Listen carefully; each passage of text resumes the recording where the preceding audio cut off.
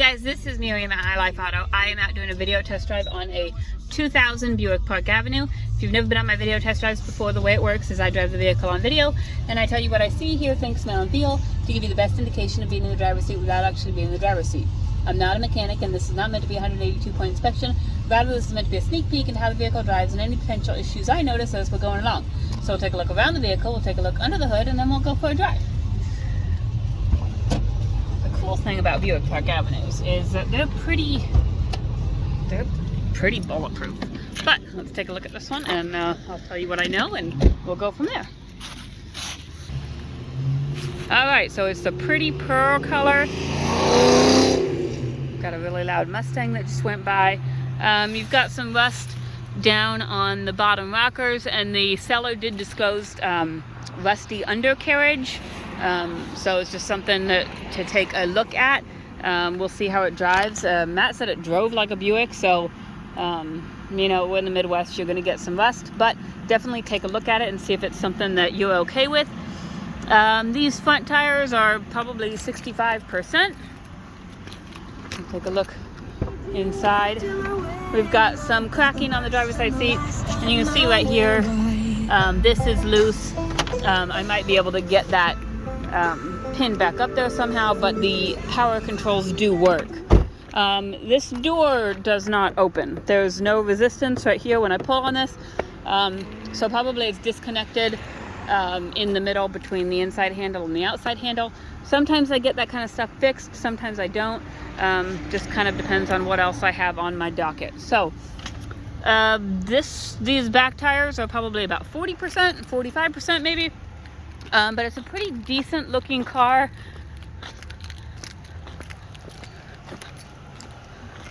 Looks like there's not as much rust on this side, but just tiny bits of rust on the rockers.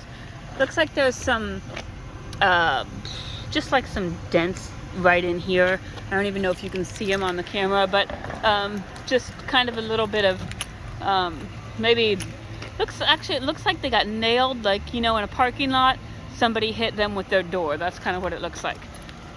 From the front, again, looks pretty decent. We've got a little bit of paint kind of coming off right there, and then we've got the Buick emblem gone. People steal those and they collect them. Here we go, we've got the 3.8 GM motor, which is a really awesome motor. In 12 years I've seen one bad one, so they're just a really good motor. Sounds good, it sounds quiet. I know it's a Buick Park Avenue, which is kind of a, you know, quote-unquote old person's car, but if you can get over that, they're typically really good cars. Obviously, the radio works.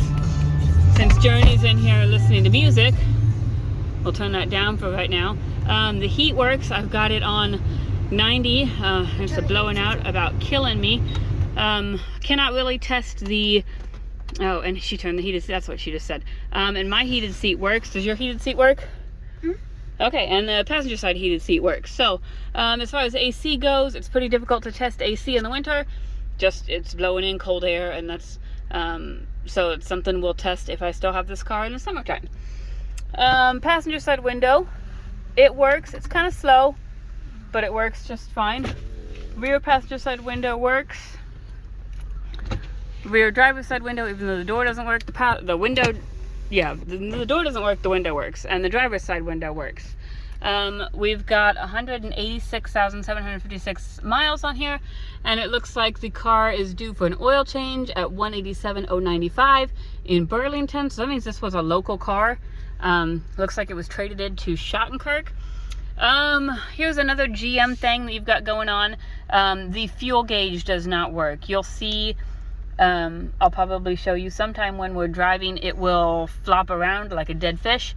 It does come to rest at about 1/4 of a tank, so I'm guessing that 1/4 of a tank is where it's actually at, but we will keep an eye on that. There are no check engine lights, no other lights on the dash, nothing else. Okay, so we will go take it for a drive. We do have right here on the driver's door, you've got this button kind of recessed a little bit. The button still works. Just looks like maybe it got pushed in. Probably would need to be pulled back out. Not a huge deal.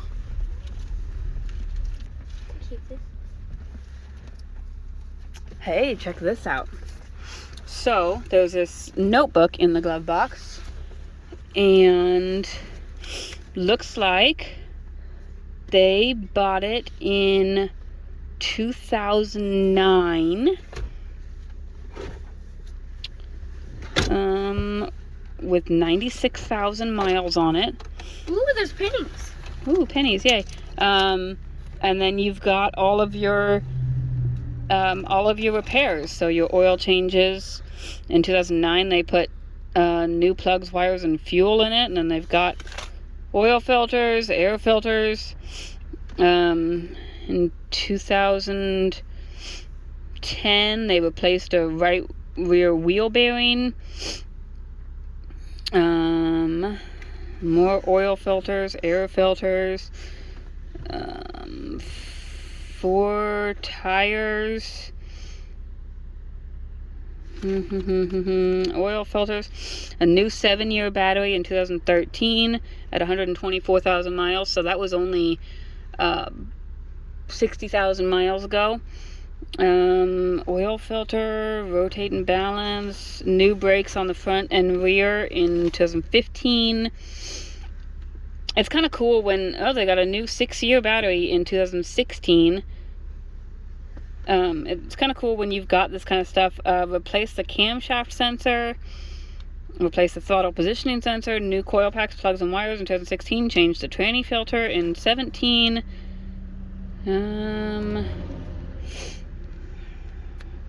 So it looks like they took care of it. Looks like they kept up, replaced radiator hoses and coolant and hose elbows, 2 new tires in the back sometimes. So this is really cool when you see this kind of history. It just means someone took care of the car, which, again, that's not surprising with a Buick. They are typically owned by older people, not to be, ageist or whatever. They're typically owned by older people, and they're typically taken care of the way an older person takes care of something. So that's really cool when you get that kind of thing, because when you buy a car at an auction, a lot of times you don't know anything about it. You don't know the history, you don't know anything. So it's really cool to get that. So in case I haven't said that yet, that's really cool to get that. This thing is driving smooth. It's like floating on a cloud. It's got good power, good acceleration. Going up this hill, it's not even really questioning it at all.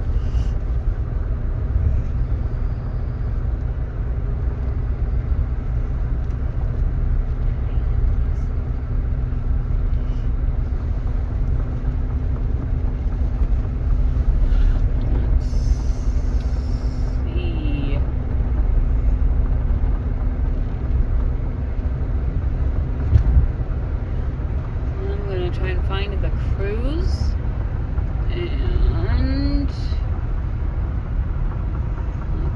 let's see. Turn it on. Looks like, I don't know if you saw that or not, the gas gauge just did its funny thing.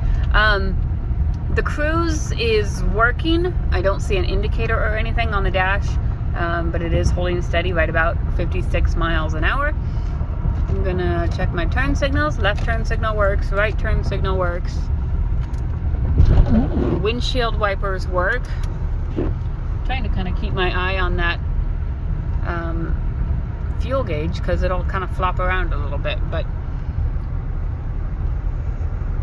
typically what that is, and that's very common on GMs, typically it's the fuel sending unit, which is kind of like in your toilet. There's that little thing that sits on top of the water, and it kind of measures the water level. That's what the fuel sending unit does.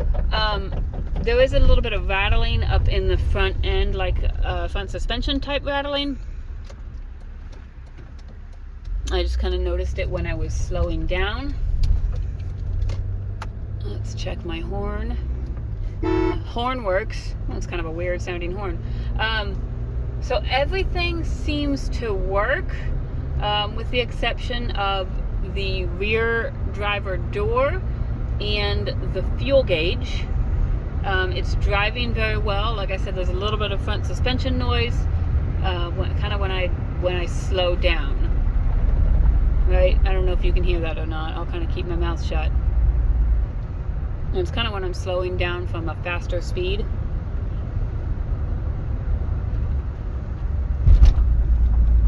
It doesn't happen all the time either. Anyways, so that's something to take a look at just when you come drive it. Sounds kind of like a ball joint or something like that, that might need replaced or something. So radio works, heat works, windows work. If you have any questions, shoot me a message. My cell phone is 309-267-7200. You can call me, email me, text me, whatever it is that you use to get a hold of people. So that's it. I'll see you guys later.